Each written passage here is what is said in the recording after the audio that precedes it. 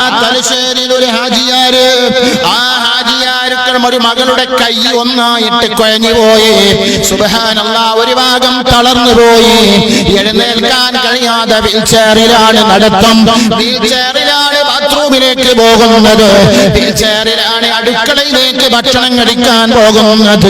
രണ്ട് കുട്ടികളുള്ള സഹോദരിയുടെ വിഷമങ്ങളും പ്രയാസങ്ങളും പറഞ്ഞപ്പോ സിഎം മറിയമ്മാനെ വിളിക്കാൻ ആവശ്യപ്പെടുന്നു. സിഎം മറിയമ്മാനെ വിളിക്കാൻ ആവശ്യപ്പെടുകയാണ്.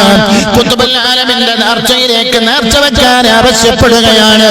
സുബ്ഹാനല്ലാഹ്, തലശ്ശേരി ടൗണില് വലിയ തുണിഷാപ്പ് നടത്തുന്ന മുനീർ ഹാജിയാണ്. അയാളുടെ ഫോൺ നമ്പർ എന്റെ കയ്യിലുണ്ട്. പ്രിയപ്പെട്ട മുഅ്മിനീങ്ങളെ, ആ മുനീർ ഹാജി അതാ പറയുകയാണ്. സുബ്ഹാനല്ലാഹ്, അതാ 2 ദിവസം കഴിഞ്ഞ് 3ാമത്തെ ദിവസം ഖുത്ബുൽ ആലമിന്റെ മൗലീദ് ചൊല്ലി പെണ്ണ് നല്ല വസ്ത്രം ധരിച്ച് സുഗന്ധം പുരട്ടിയങ്ങ് കടന്നപ്പോ വീട്ടിലെ എല്ലാവരും ഉറങ്ങിപ്പോയി, മക്കളും ഉറങ്ങിപ്പോയി. ഭർത്താവ് വിദേശത്ത് കുവൈത്തിന് ജോലി ചെയ്യുകയാണ്. പറ്റാപ്പതിര നേരത്ത് കുറ്റാക്കൂരിരുട്ടിൽ ഒരാള് വന്നിട്ട് കൈ തടവുന്നു.